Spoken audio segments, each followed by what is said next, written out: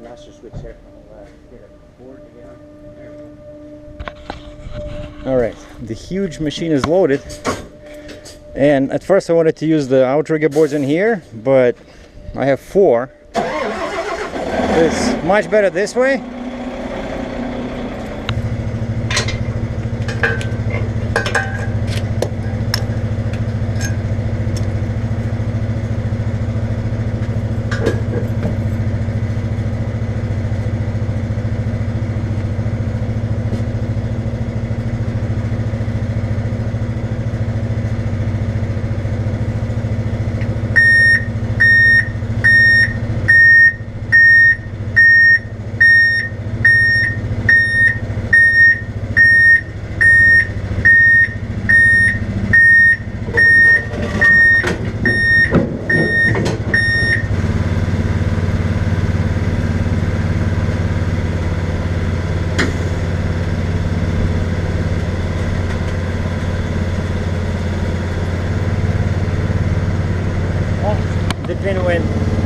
The pin went in. I had a trouble. It didn't want to go in. Now we're good.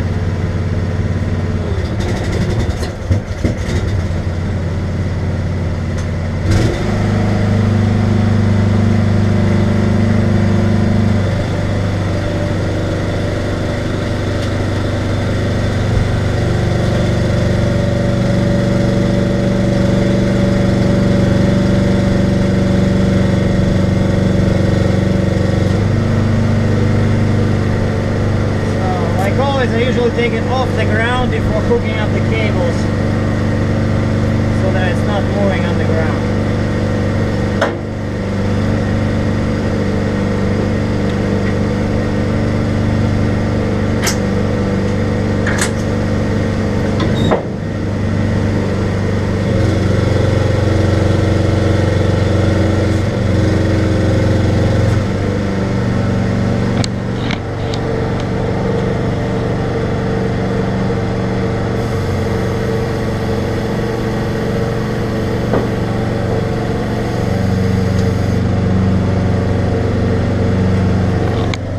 That's definitely not good. Well, I still have no pressure in the trailer, right? It's still, yeah, my truck is running, but this is gonna be too low. We're gonna be catching all types of. I'm gonna put it to second.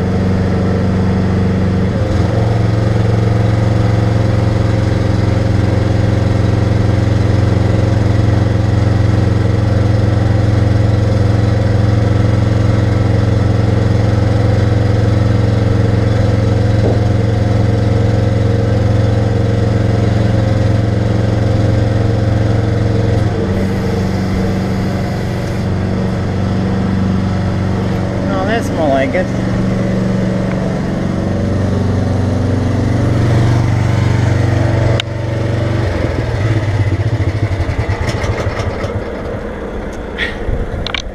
Okay, now since it's I had to put all my chains on when it was down, so I know it shifted a little bit, so now I just have to, I gotta recheck all my chains. By the way, one trick I learned here might be useful for somebody. When you don't have enough tie downs, like this machine only has 3 pairs of tie downs, and I just wasn't happy with only 3 pairs of chains, even though it's supposed to be like 64,000 pounds. So you do like this: you use 1 tie down but 2 chains. See, and you pull them in the opposite direction. So I got 2 in the front, 2 chains in the front, 4 in here, and 2 in the back. And by the way, here's another demonstration why it's so important to have the deck not less than 26 feet. Because I got scared a little bit when we measured the distance between the tires.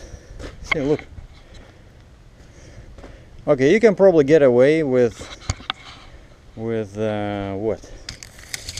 What's the distance here between the tire and my gooseneck? See, less than 2 feet. So if I had a 24-foot deck, I'd be screwed. See, because 2 feet is over here. So 25 might work, but it would be tight.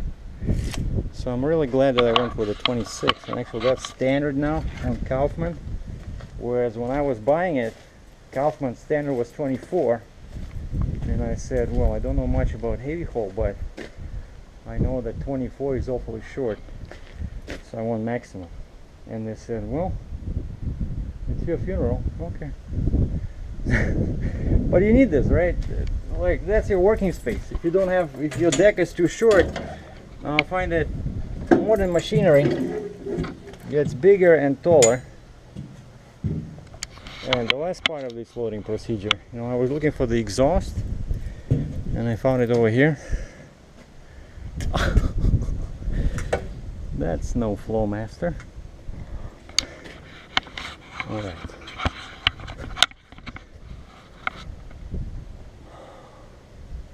Well, the box.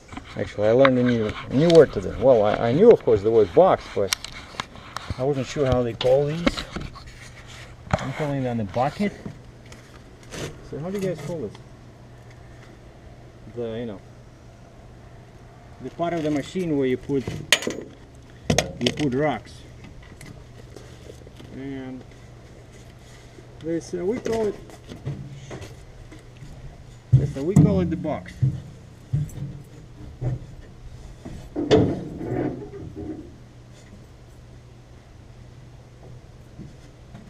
Now, Murphy's law is in heavy haul is that whenever something falls out of your hands, it doesn't fall on the trailer, it falls on the ground.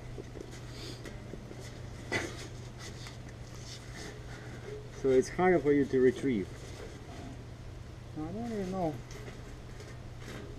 I'll be able to cover this, but you know, as long as I have something, I guess. Just put a bunch of code in here. See, you know, as long as it covers it, so that the shipper, the consignee, doesn't start complaining. Okay, now the last thing I need to do, I need to verify my height. Well, that antenna doesn't count. It's flexible, but somewhere from here, I'm figuring, I'm going to measure. That's a tool, you know, every heavy hauler carries. I have like two of these. One is 100 feet long, this one is shorter.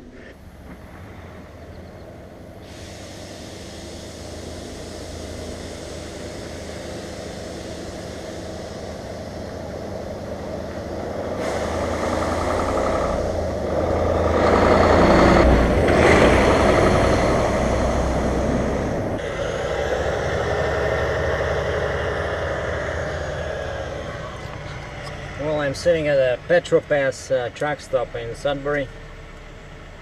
They have a scale here. So my weights are pretty decent. My gross is 115,660. And I moved my fifth wheel to the front, so I'm using my pusher axle. So all 7 axles are deployed. And the weight on the front is 11,980 pounds. Beautiful. Try to get that with a set forward axle truck, like you know, classic truck with a Peterbilt or Western Star, like Western Star Classic. I really like how these setback axles work with you know, heavy loads. So knowing my weight, yeah, by the way, for those that are imperial weights challenged, 115,660 pounds divided by 2.2, that's 52,572 kgs. So basically 52.5 metric tons. I know for most guys in Europe this is like, most of them haul this weight with a pickup truck, but unfortunately here in Canada and the States we have to use big trucks. You know, that's what they want us to do. So we cannot have a single axle. We cannot have a single axle Dodge Ram pull this thing. They just don't allow us. I know you guys do it all the time, but just here it's considered heavy. So yeah, the truck, knowing my empty weight, this truck does not weigh 64,000 pounds as my paperwork suggested. It's 68,260 pounds. Or, for our friends in Australia, 31,027 kg. So basically 31 metric tons. All right, let the fun begin. Your map is now 17 months old. Really? Okay. Cancel route. Drive to point of interest. Point in a city. Fort Erie, Ontario, Canada. And we're looking for a truck stop and service. Look, Pilot Travel Center. Pilot Travel Center. Yep. Select Eco Route, which is supposed to save you fuel. Toll charge. No toll charge. Forget 407. Jeez. 510 kilometers. That's like 300 miles. Yeah, I'll be driving all day because now it's 12 o'clock, 12 noon. Alright, I better get going because I'm gonna hit near Toronto. There's always bad traffic. Probably around 4 o'clock. Okay, see, I got my scale ticket conveniently hooked up in here. I love these, you know. These often come in handy. You can do like this, but then I'm using this button all the time. Alright, so that's my pusher axle. And in this case, with 68,260 pound rock truck, I found by experiment, because I know where 34,000 pounds is on my fifth wheel. You see, this thing shows the drives, right, like the fifth wheel. So I adjust this till I see 60 psi pretty much, and I know that 60 psi, that's 34,000 pounds. But because this is not that heavy, I'm not 140,000, I'm not 130,000, so I only need to use, like, I know 60 over here. You see 60 right now, it's about 42 psi, but I know that 60 on this pusher axle, that's about 20,000 pounds, and that axle can actually take like 25,000, but I think my factory rating is 20. Okay.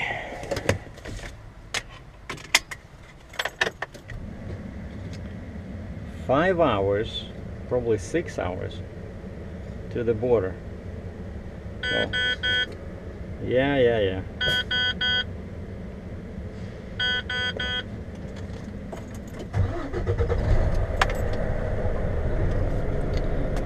A rooftop light on.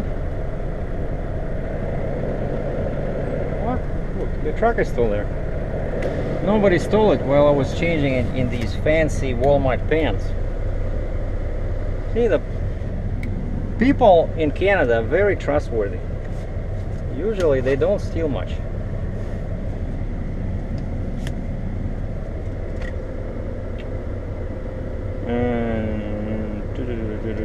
Oh, I gotta update my logbook.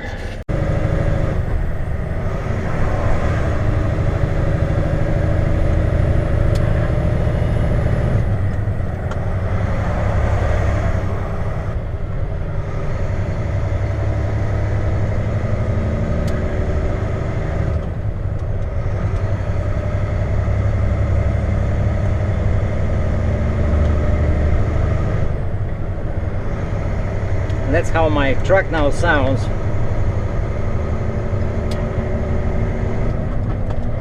With a horizontal exhaust and a heavy load.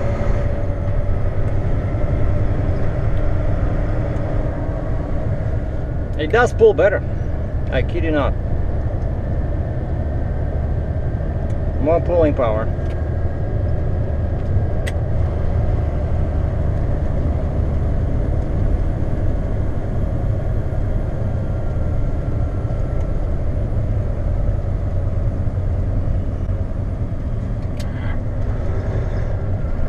Hey, by the way, as I was going through Sudbury, a cop on a bike stopped me, probably for the first time ever.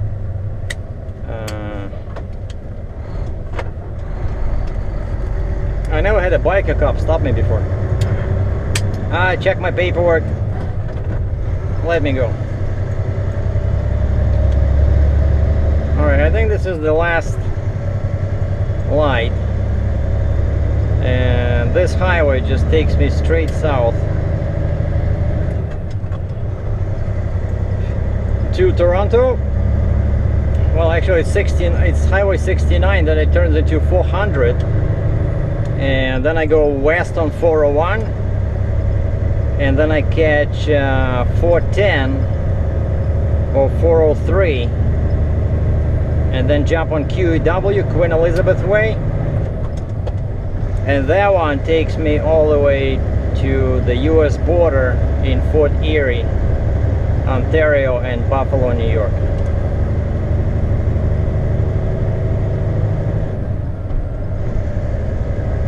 There are gonna be a couple of tricky spots on this road because there's still construction.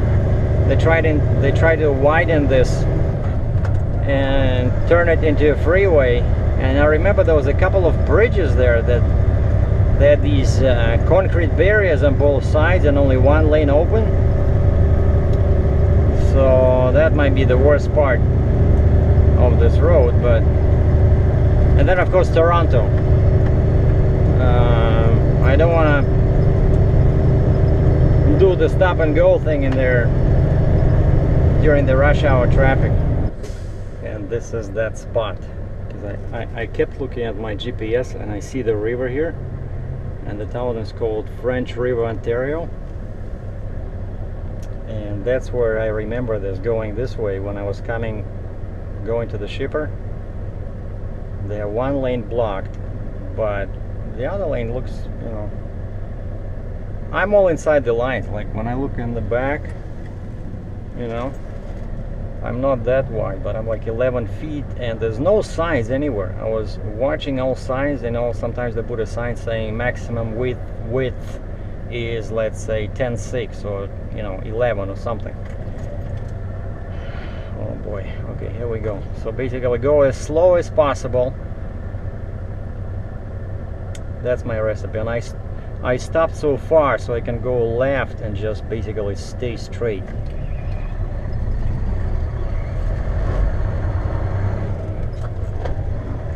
But this will let you guys appreciate how difficult this job can be. Uh-oh.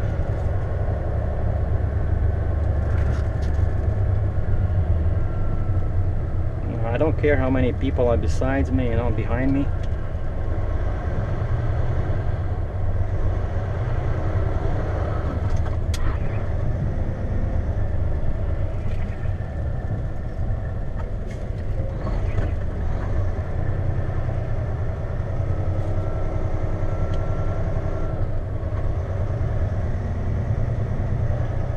The left board is on the line, my left outrigger board, and the right one is on the line. See, Uncle Sergei has the nerves of steel. No, but seriously, you have to be like precise to a millimeter here. Left board, perfect, inside the white line. Right board, on the line, a little bit to the left.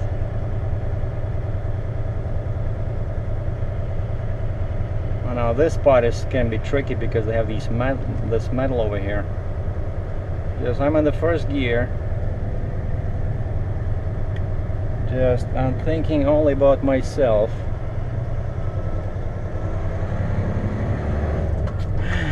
And I made it. I'm an ace driver. Just let's be honest.